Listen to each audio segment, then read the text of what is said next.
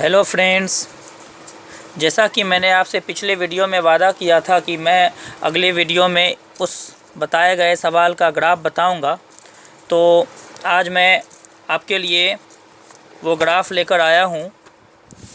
आप पिछले वीडियो में इस सवाल को सीखे थे जो वर्ग 10वीं की प्रश्नावली 3.1 से है।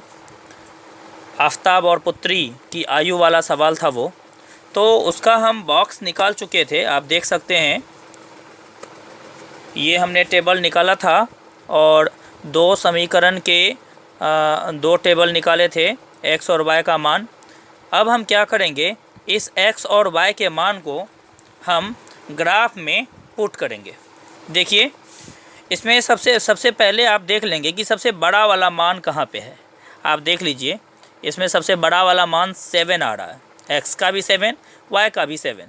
सबसे पहले हम क्या करेंगे, ग्राफ की कॉपी में हम x अक्ष और y अक्ष खींच लेंगे।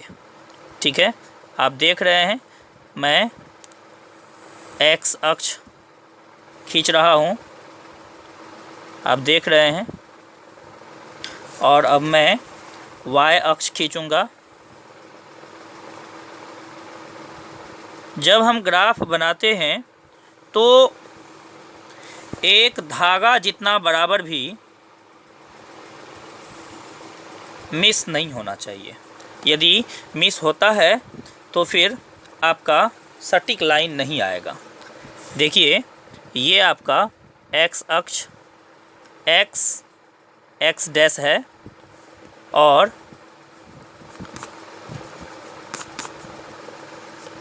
ये रहा y अक्ष y डैश। ये मूल बिंदु है। यहाँ से दाईं ओर हमारा होता है धनात्मक मान 1 2 3 4 5 6 7। हमारा 7 तक आना चाहिए था। ये हो गया आपका +1 +2 +3 +4 +5 +6 +7 -1 -2 -3 -4 -5 -6। आपका ये रहा +1 +2 +3 +4 +5 +6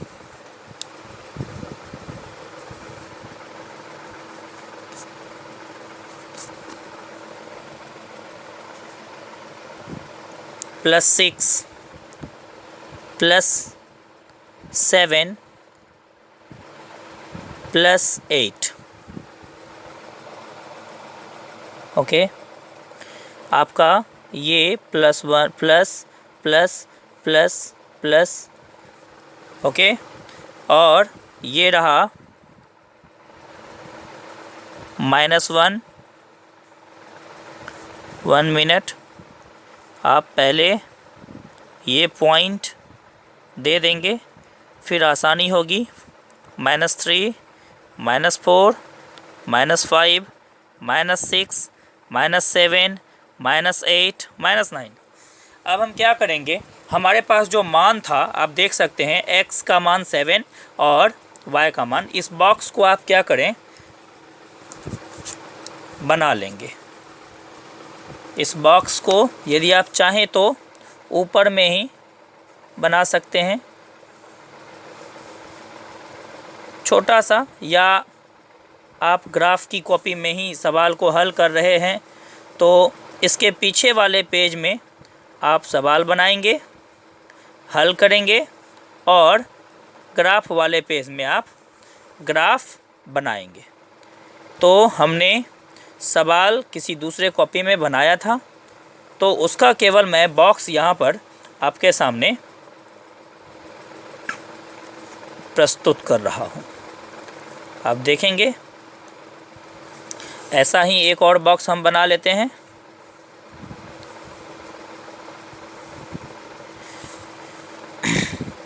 समीकरण के द्वारा निकाले गए x और y के मानों को ग्राफ के कॉपी में पुट करना कोई बड़ी बात नहीं होती है, छोटी सी बात है, समझना बेहद आसान भी है। आप देखिए, मुझे पूरा विश्वास है कि आप इस वीडियो के माध्यम से ग्राफ को बिल्कुल अच्छे तरीके से समझ सकेंगे। फिर भी यदि आपको कोई परेशानी हो तो आप कमेंट बॉक्स में जाकर परेशानी हमसे शेयर कर सकते हैं। मैं पूरा प्रयास करूंगा कि वो परेशानी आपका समाप्त हो जाए। चलिए, हमारे पास अब बॉक्स इस कॉपी में आ गया है। अब हम इसको पुट करेंगे। x का मान -7 पे जाना है, ठीक है। x का मान -7 पे जाना है। हमारा -6 ही तक आया है, तो -7 हमारा इस लाइन पे आएगा। -7 और y का मान 5, तो x का मान -7 यहाँ आता है और y का मान +5 यहाँ आता है। तो इस लाइन में आगे और इस लाइन में आगे ये हमारा पॉइंट मिलता है। इस पॉइंट का निर्देशांक हुआ -7 एंड 5, सॉरी ये +5 है। अब हम क्या करेंगे, दूसरा मान देखेंगे। x का मान 0 है और y का मान 6 है, तो x का मान यहाँ पे 0 आता है और y का मान 6 यहाँ पे आता है। तो हमारा सेकेंड पॉइंट इस समीकरण का ये हुआ, जिसका निर्देशांक है 0, 6। इसी प्रकार से हम तीसरा पॉइंट देखेंगे। 7 का है, x का मान भी 7 और y का मान भी 7। देखिए भाई, ये x का मान 7 वाला लाइन है और ये y का मान 7 वाला लाइन है, जो अंततः यहाँ पे हमारा एक पॉइंट बन रहा है। इसका नाम हो जाएगा 7, 7। अब हम क्या करेंगे, देखिए दोस्तों, बिल्कुल आसान है। अब हम क्या करेंगे, आप देख सकते हैं ये हमारा 3 लाइन है, तो इस 3 लाइन को हम क्या करेंगे, मिलाएंगे। देख लीजिए,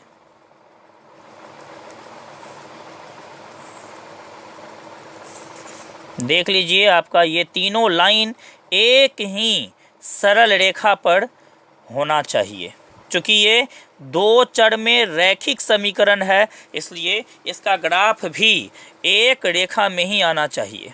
एक समीकरण का एक ही लाइन बनना चाहिए, संरेखीय। तीनों पॉइंट जो आपका मान जो आप निकाले थे, वह तीनों मान आपका जो ग्राफ में डालेंगे तो आपको 3 संरेखीय बिंदु आपको मिलेंगे, ठीक है।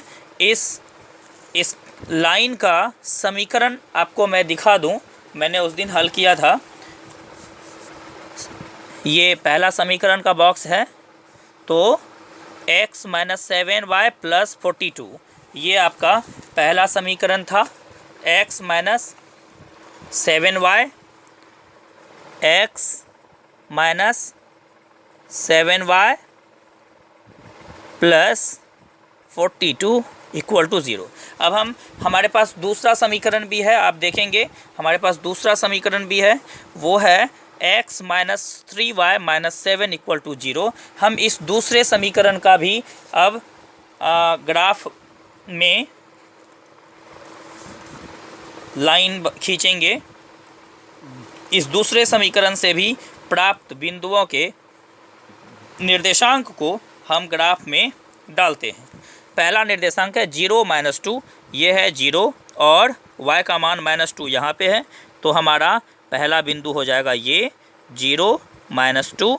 दूसरी बिंदु को हम देखते हैं, -3 है, तो हम -3, x का मान -3 यहाँ पे है और y का मान भी -3 है, तो ये होता है -3,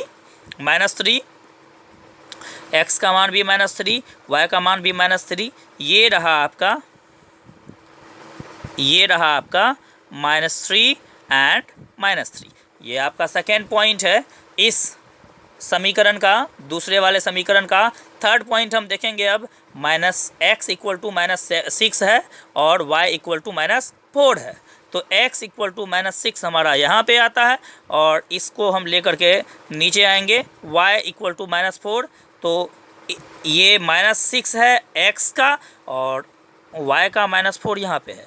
तो यहाँ से हम आगे बढ़ेंगे और यहाँ से इधर बढ़ेंगे तो हमारा ये वाला लाइन मिलेगा। इस लाइन को हम इस बिंदु को हम नाम देंगे -6 -4। देखिए, जब भी हम निर्देशांक लिखते हैं तो पहले x का मान रखते हैं और फिर y का मान रखते हैं। इस बात को हमेशा याद रखिएगा कि जब भी हम किसी बिंदु का निर्देशांक लिखेंगे तो उस निर्देशांक को हम कैसे लिखेंगे, उस निर्देशांक में हम पहले x का मान फिर y का मान लिखेंगे। x के मान को भुज तथा y के मान को कोटि कहते हैं। हमेशा ये बातें, यह प्रश्न आपको वस्तुनिष्ठ प्रश्न में पूछा जाता है, इसलिए आप ध्यान रखेंगे। रेखा जब भी खींचेंगे तो उसमें दोनों तरफ ऐसा वाला तीर का निशान होना आवश्यक है। देखिए, आपका जो यह लाइन आया है, आप इसको ठीक से देख पा रहे होंगे मेरे विचार से। आप देख लीजिए, ये लाइन समांतर नहीं है। यदि यह समांतर होता तो फिर हमको इस दोनों समीकरण का कोई भी हल नहीं निकलता। लेकिन यह जो दो ग्राफीय रेखा है, यह दोनों रेखा समांतर नहीं है। यह दोनों रेखा, इसका मतलब है कि आगे कहीं ना कहीं जाकर, देख लीजिए, ये आगे कहीं ना कहीं जाकर निश्चित ही एक दूसरे को काटेगा और जहाँ पर ये दोनों रेखाएं एक दूसरे को प्रतिच्छेद करेगी वहीं पर x तथा y का सही मान निकलेगा। तो इस ग्राफ का नाम होगा, इस दोनों लाइन का जो नाम होगा, इस ग्राफीय रेखा का जो नाम होगा वो होगा, चूँकि यह समांतर नहीं है। अगर समांतर होता तो हम समांतर रेखाएं कहते। अगर इस दोनों रेखा